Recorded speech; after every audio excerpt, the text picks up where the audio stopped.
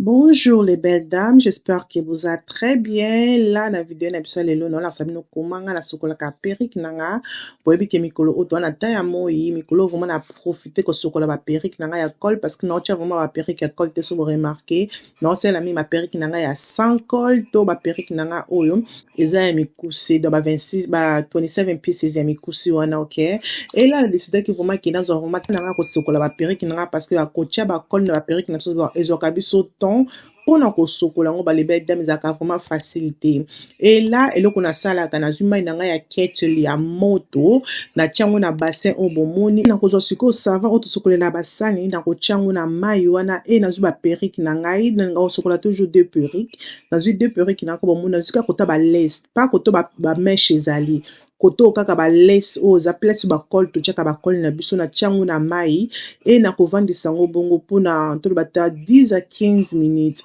Après wana sikoyo nakoya kozwa brosse na biso ya mike oyo tosalela yango ba baby hair nde nakoya kosiko nazobrosse yango ntango ozobrosse yango il faut brosse yango malembe balebeda parce que mai ya moto na savon basani esalaka déjà col no déjà komi pete ok ezoaide yo ke col na yo etombama facilement donc yango nga nasalaka comme ozomona wana nazosala yango malembe e nazozongisa yango na mai wana ya moto nazobrosse yango malembe parce que soki obrosse yango makasi obi obengi yango makasi okobebisa lese na yo lese no soki ekatani boyebi ebebisi perike donc osala yango vraiment na stratégie mais so ovandisa yango na mai ya moto na savon basani nazoyebisa bino balebele dame okomona eza vraiment facile ya kobongisa facile ya kosokola lese na yo okomona ke col nyonso tu elongwe et perike na yo kotikala vraiment propre. Technique oyo osokolela balese na biso ozaka na mposa osokola perike nyonso te okozala ke osaleli lese na yo donc okozala kosaleli perike na yo mbala moko e ntango olongoli yango col ekangami ya perike eza toujours propre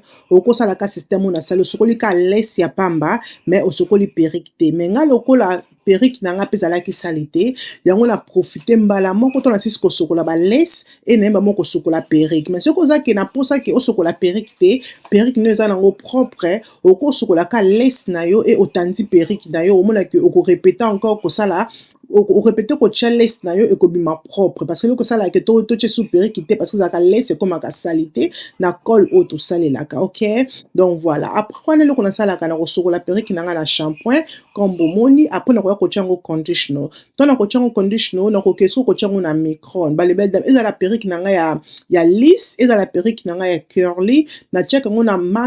na micron parce que na micron ntongo natia yango conditioner natia yango na micron parce que chaleur wana micron ata soki perike no ezalaki ya makasi chaleur wana ekomisaka lisusu perike na biso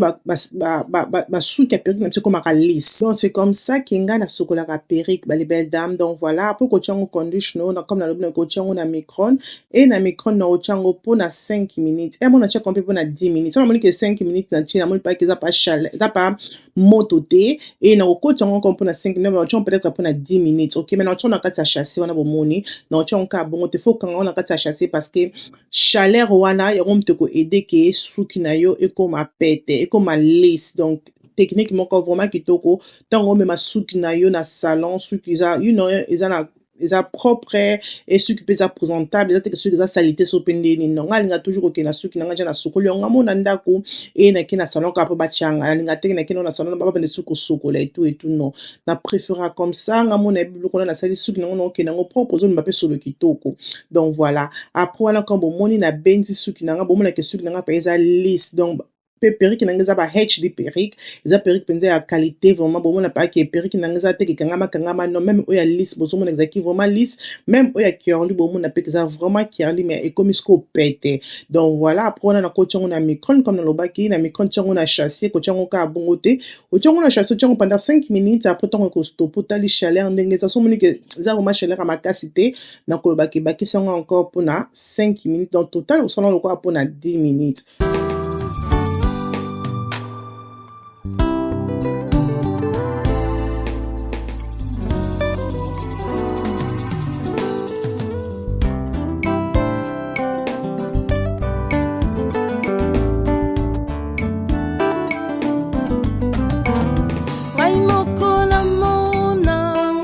Voilà ma belle, après kobimisa yango na micron nasokoli yango comme bomoni nalongoli ba condition nyonso oyo ozalaki na suki na nga nasokoli yango très bien, enaye kotanda yango wana nasokoli mpe ba brosse na nga maquillage. Donc voilà, après wana natiaki pondu na nga na moto et tout, pondu yango ezotoka très bien, et là nazalaki déjà na ba légumes na nga bien nettoyé et tout, donc voilà na kati ofu na kati aubergine kande boyebi na ba pondu na nga, et là naye kozwa siko ba légumes na ngai nabwaki yango nyonso na pondu. Boyebi ke biso na ndako na biso tolingaka pondu mingi balibelta na ndako oyo toliaka pondu. Donc après wana naye kobakisa mai e nakotika pondu na nga encore etoka mpona quelques minutes avant ke naya kobakisa mafuta e nabakisa ba bouillon na nga pondu, parce que pondu na nga natokisaki yango kaka na mai ya pamba. Donc voilà, après quelques minutes donc naye kozonga na nzungu na biso e naye kotia aroma na ngai ya bouillon, natiaki yango mibale si je me trompe pas, e naye kotia mpe onga na biso ya bouillon. Boyebi ke onga wana ezala onga pondu, ezalaka na goût ya pondu, ezala nango vraiment mungwa te. Donc voilà, après natia yango comme bomoni e naye kobakisa oyo eza mafuta. Donc natia mafuta, nazalaki na poisson te, natamboli na bato naki osomba pichard eza te, e nadesidaki ke nasala sima pondu na ngai na sardine, e natiaki 3 milangi na ngai ya sardine pour ke eyokana, e balibelle dame ebimaki vraiment kitoko, nayebi te ke sardine mpe esalaka mpe pondu elengi comme ça. Meka otika commentaire na se. Après wana naye kobakisa oyo ezali proposing seasoning, donc natiki sikoyo pondu na ngai etoka, e là nazalaki mpe na oyo eza mikila, naza na mikila na ngai nabongisaki yango déjà bien nasokolaki yango mpo bomonaki mikila na ngai eza ya sika, e là nazorape oyo ezali tangawisi na ai ya fraîche, mpo nalinga toujours tangawisi na ai ya fraîche na musuni esalaka vraiment musuni kitoko. Donc narapa yango très bien, e nazalaki na ndembi na nga balégume na nga nakataki naotya ndembi, e naza na mix pepa na nga na naoke konika yango, e nazalaki mpe na matungulu na nga rouge natiaki ndambu e demi, donc mpo natiaki nyonso te mpo ezalanga trop, po musuni na nga ezalaki mpe ebele mingi te. Donc voilà, après wana nakozwa sikoyo oyo ezali mix pepa na nga bomoni utaki na congélateur mpo naoke konika yango, natie ndambu quelque po emonanaka na nzungu. Après naniki e natiaki mpe céleri, quand bozomona nzete na nga céleri ezala, e nabakisi yango mai.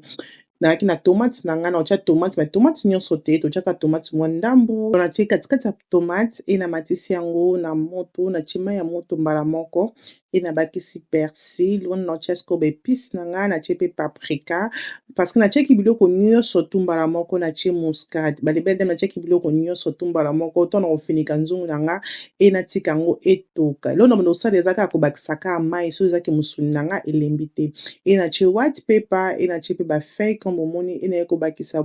cube magie parce que natiaki mungwa te, nabakisi cube magie, donc natia 3 mbuma na nga cube magie etoka nango, e naye kotia mungwa ndambu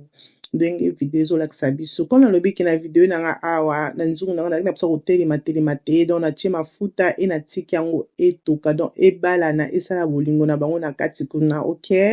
E nazalaki mpe na musuni na nga na griller, donc wana na osaisonne yango musuni na bino, naotiela no misi bomona ete osaisonne musuni na biso.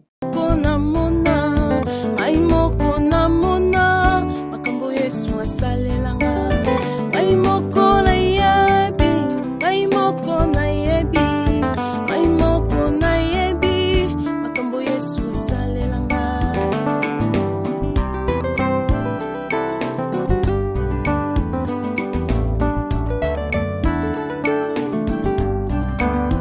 Ai moko na mona, ai moko na mona, ai moko na mona, makambo Yesu asalelanga.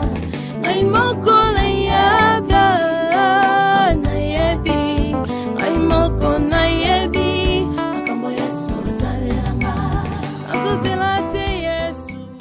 Voilà ma belle, après wana kombo moni qui na épicé vraiment mosuni na nga très bien, ezalaki vraiment facile pe rapide et eloko ya suka na bakisi eza mafuta pour ke ntango otumba yango ezala nga mwa mafuta na esalaka bien pour ke ezikazika te, kauka te et viande na biso ekomi comme ça na kotika yango ata pendant 20 minutes 30 minutes avant ke natumba yango donc wana nazongi na nzungu na biso donc na bien kotisa sikoyo pondu na nga lutu nabalusa yango namélange yango bien là donc namoni ke pondu na nga ezobela kitoko et donc voilà naye kokende sikoyo na grille naye kotia sikoyo misuni na nga oyo na assaisonnaki yango na bino natia yango na grille parce que nalingi kosalela mingi grille oyo balebele dame etumba vraiment biloko très bien eza vraiment grille na nga préféré et ezalaka mpe na mesure ya bien eza na taille moko ya bien donc voilà après nakitiaki moto na pondu na ngai ko bomona pondu na ngai natia yango na moto moko peut-être ya 2,5 natika yango vraiment avant ke nakanga moto ebela malembe bomonaka pondu erataki te naokosa bino te sardine wana esalaki vraiment pondu kitoko nazalaki vraiment choqué na cheke mpe nzungu na biso namoni ke mosuni na biso na ebeli te e mosuni na nga natumbi ebimi biso comme ça oyo eza biloko mingi kiliani moto alinga yango kiliani olia yango bongo kitoko na pondu yo alingaka vraiment biloko ya supu te alingaka biloko ekauka pondu na ngai erataki te balebele da pondu na ngai ebimaki vraiment kitoko ela naye mpe kolakisa bino mikila na biso comme natiaki nyonso mbala moko nabayaka yango moko ebundama na moto mikila na biso mpe erataki te moto alingaka makila na ndako na ngai eza kiawa donc voilà après quelque temps na eske obaki bana basinganga balia oyo ezali banana cake na nasalela bango banana cake donc wana naza na banana na nga ekozala banana déjà oyo elemba kozwa banana oyo teke eza ya makasi te comme omona banana wana eza vraiment banana moko elemba oyo batiaka yango peut-être ebele comme ça na une livre pa na biso to bakoya 1 euro oyo apete déjà donc nasombi banana na nga comme omoni bitabe na ngai e nabeti bitabe na ngai nazobeta bitabe na ngai na nini na maki natiaki 2 maki e nazobeta ezala cirque bitabe na yango ezala epete ezala cirque bitabe na yango mpe ebetami très bien ela nakoya kotia vanille sucre oyo nasomba yango bakoma oteka mpe na UK mais oyo yango nasomba yango na Paris e natie beurre comme bomoni donc naotia biloko oyo ezaki naotia nyonso to na se balebeda banana cake oyo ezalaka so nice mais mpona kolia yango il faut lia yango na custard ok donc so olia yango ka yango moko bongo ezalaka quand même mwa ya kokauka mais avec custard nde ezalaka bien e natie mpe mungwa ndambo comme bomoni apres nakoya kotia sucre naotia sucre ebele te parce que déjà banana azala déjà na mwa sucre